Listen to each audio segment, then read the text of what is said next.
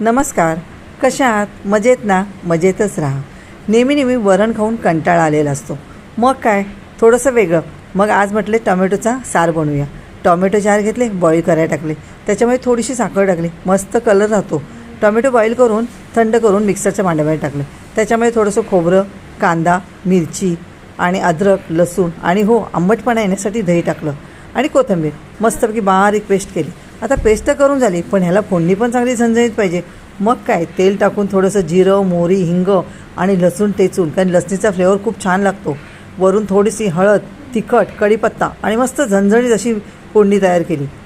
एक 5 ते 7 मिनटं छान उकळली. त्याच्यामध्ये चवीनुसार मीठ आणि थोडीशी साखर आणि वरून थोडंसं तूप आणि माझा फेवरेट कढीपत्ता 5 मिनटं बॉईल करून घेतलं. झाली पटकन तयार. वरून कोथिंबीर.